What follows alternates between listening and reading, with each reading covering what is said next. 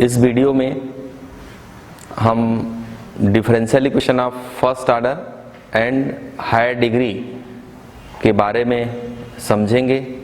ये देखेंगे कि ये क्या होता है और इनको किस तरीके से हम सॉल्व करते हैं। तो जैसे इसका नाम है कि differential equation of first order and higher degree, मतलब ऐसे जो डिफरेंशियल इक्वेशन होंगे उनका ऑर्डर 1 होगा, मतलब उस डिफरेंशियल इक्वेशन में हाईएस्ट ऑर्डर जो डेरिवेटिव होगा वो dy बाई डी एक्स होगा और उसकी डिग्री हायर है, मतलब हायर डिग्री। तो इसका मतलब ये हुआ कि उसमें dy बाई डी एक्स की पावर 1 से अधिक होगी। 1 से मतलब dy by D x square हो सकता है, dy by D x cube हो सकता है।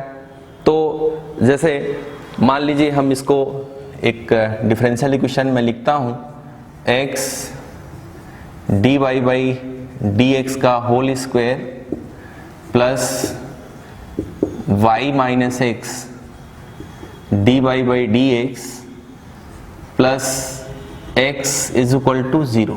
ये डिफरेंशियल इक्वेशन। तो इसमें आप देखते हैं कि dy बाई डी एक्स है और dy बाई डी एक्स का स्क्वायर है। So it is the differential equation of order 1 and higher degree. एक से ये 2 घात का डिफरेंशियल इक्वेशन है फर्स्ट ऑर्डर में। अब इसमें एक नोटेशन हम यूज करते हैं, बार बार dy बाई डी एक्स लिखने में दिक्कत होगी, इसलिए हम इस नोटेशन में dy बाई डी एक्स को p से हटा देते हैं या dy बाई डी एक्स की जगह पे p लिखते हैं।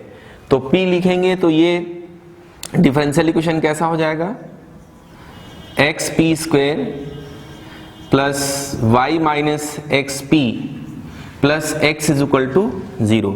तो इसका मतलब हुआ कि इस सेक्शन में जहां पर भी आपको p लिखा हुआ दिखेगा किसी भी इक्वेशन में, तो उसको आपको dy बाई डी एक्स मानना है। अब यदि हम इसकी जनरल डेफिनेशन पे जाएं तो जनरल डेफिनेशन ये होगी कि p to the power n plus a1 p to the power n minus 1 plus a2 p to the power n minus 2 up to a n minus 1 into p plus a n is equal to 0। जो differential equation of first order and higher degree वो इस standard form में होगा जहां पर a1, a2 और an ये x और y के फंक्शन होंगे। अब क्वेश्चन ये उठता है कि ऐसे डिफरेंशियल इक्वेशन को हम सॉल्व कैसे करेंगे। तो सॉल्यूशन के हिसाब से ये जो डिफरेंशियल इक्वेशन है उनको क्लासिफाई किया गया है। जो कुछ इंपॉर्टेंट है उसमें फर्स्ट है, यहां पर हम 4 प्रकार के डिफरेंशियल इक्वेशन को सॉल्व करना सीखेंगे। पहला है differential equation solvable for p के लिए हल होने वाले अवकल समीकरण। फिर differential equation solvable for y के लिए हल होने वाले अवकल समीकरण। फिर तीसरा है differential equation solvable for x के लिए हल होने वाले अवकल समीकरण and the Clairaut's equation, Clairaut का समीकरण। तो इस चैप्टर में हम 4 प्रकार के जो डिफरेंशियल इक्वेशन है उनको सॉल्व करना सीखेंगे। अब हम कुछ क्वेश्चंस देखते हैं। तो जो 4 प्रकार के डिफरेंशियल इक्वेशन हमको मिलेंगे उनमें से सबसे पहले हम देखते हैं सॉल्वेबल फॉर p से सॉल्व होने वाले क्वेश्चन।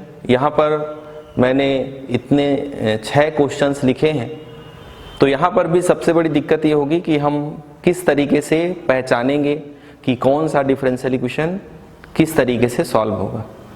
यहाँ पर मैं कुछ आपको ट्रिक्स बता रहा हूँ।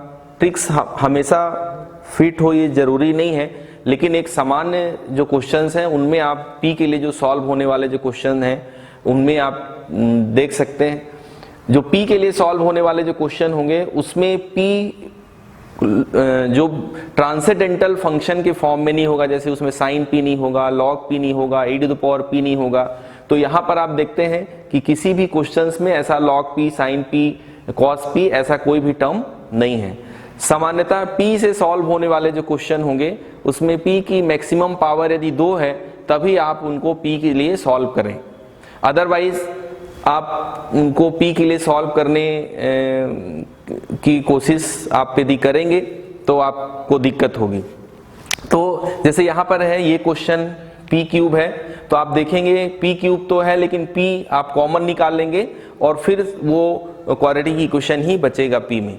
तो ये दो पहचान आप इसमें ध्यान रखेंगे। पहला, उस डिफरेंशियल इक्वेशन में कोई भी ट्रांसेंडेंटल फंक्शन p वाला नहीं होगा, जैसे log p, sin p, e to the power p, और उसमें p की मैक्सिमम पावर 2 हो तभी आप उसको p के लिए सॉल्व करें। ऐसा कोई फिक्स रूल नहीं है, लेकिन इस सुविधा के हिसाब से मैं आपको बता रहा हूं।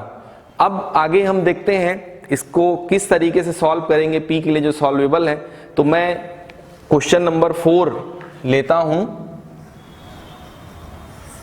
एग्जाम्पल 4, x उसको p के फॉर्म में लिखूंगा, तो ये हो गया x p square plus y minus x p minus y is equal to 0। अब इसको हम सॉल्व करेंगे तो p की दो वैल्यू निकालेंगे। क्वाड्रेटिक इक्वेशन है, तो अब आप देखेंगे p इज इक्वल टू आपको मिलेगा minus Y minus x plus minus under root Y minus X का whole square minus 4 minus minus plus 4xy divide by 2x। आगे और इसको हम सॉल्व करते हैं तो p is equal to minus Y minus x plus minus under root, इसको खोल देंगे तो y square plus x square minus 2xy आएगा, यहाँ से 4xy है तो ये आपको मिलेगा डिवाइड बाई 2x। आगे आप सॉल्व करिए, p is equal to minus Y minus x plus minus under root Y plus X का whole square divide by 2x, और ये आपको मिलेगा p is equal to minus Y minus x plus minus Y plus X divide by 2x। अब यदि आप plus लेंगे, plus value यदि आप लेते हैं तो यहां से प्लस लेंगे तो y और y कैंसिल हो जाएगा और आपको मिलेगा 2x अपॉन x। तो ये आपको मिलेगा p इज इक्वल टू 1। और जब आप माइनस लेंगे तो माइनस लेने से आपको मिलेगा minus y upon x. p की दो वैल्यू आपको मिली, p इज इक्वल टू 1 और p is equal to minus y by x. अब यहाँ पर p का जो मतलब है, p का मतलब है dy बाई डी एक्स। इस प्रकार हमको p में दो डिफरेंशियल इक्वेशन मिले, एक मिला p इज इक्वल टू 1 और दूसरा मिला p is equal to minus y upon x. तो इन दोनों को अब हम सॉल्व करते हैं। तो पहले p इज इक्वल टू 1 को सॉल्व करते हैं। p इज इक्वल टू 1, ये हो गया dy by D x is equal to 1, ये आपको मिलेगा dy is equal to dx। इसको आप इंटीग्रेट करेंगे, तो इंटीग्रेट करेंगे तो आपको मिलेगा y is equal to X plus C, मतलब ये हो गया आपका y minus x minus C is equal to 0। अब जो दूसरा आपका डिफरेंशियल इक्वेशन मिला है वो क्या मिला है? दूसरा डिफरेंशियल इक्वेशन मिला है p is equal to minus y upon x. तो ये होगा dy by D x is equal to minus y upon x. अब हम इसको सेपरेट कर देते हैं, तो सेपरेट करेंगे तो आपको मिलेगा dy upon y is equal to minus d x upon x. Integrate करिए, तो इंटीग्रेट करेंगे तो ये हो जाएगा आपका log y minus log x plus log c। अब आपको मिलेगा log y upon x is equal to log c, तो ये हो जाएगा y upon x is equal to C और इसको सॉल्व करेंगे तो y minus C x is equal to 0। ये मान लीजिए आपका इक्वेशन नंबर 2 हुआ और इक्वेशन नंबर 3 हुआ। अब ये जो डिफरेंशियल इक्वेशन का सलूशन है, सलूशन ऑफ डिफरेंशियल इक्वेशन, ये होगा y minus x minus C और ये हुआ y minus C x is equal to 0।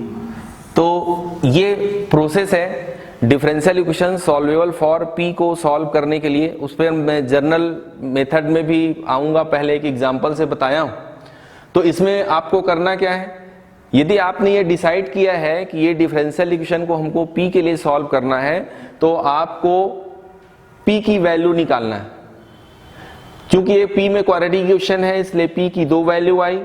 अब p का मतलब है dy बाई dx, मतलब यहां पर हमको फर्स्ट ऑर्डर और फर्स्ट डिग्री के 2 डिफरेंशियल इक्वेशन मिले। ये भी फर्स्ट ऑर्डर फर्स्ट डिग्री का है और ये भी फर्स्ट ऑर्डर फर्स्ट डिग्री का है। दोनों को सॉल्व करना है और दोनों को सॉल्व करने के बाद दोनों के सलूशन को मल्टीप्लाई करने से हमको इसका डिफरेंशियल इक्वेशन मिलेगा। यदि मान लीजिए आपका जो डिफरेंशियल इक्वेशन है वो 3rd डिग्री का है तो और आप उसको p के लिए सॉल्व कर रहे हैं तो आपको p के 3 मान मिलेंगे। इसका मतलब आपको 3 फर्स्ट ऑर्डर और फर्स्ट डिग्री के डिफरेंशियल इक्वेशन को सॉल्व करना पड़ेगा। तो ये प्रोसेस है p के लिए सॉल्वेबल जो डिफरेंशियल इक्वेशन है उनको हम इस तरीके से सॉल्व करेंगे।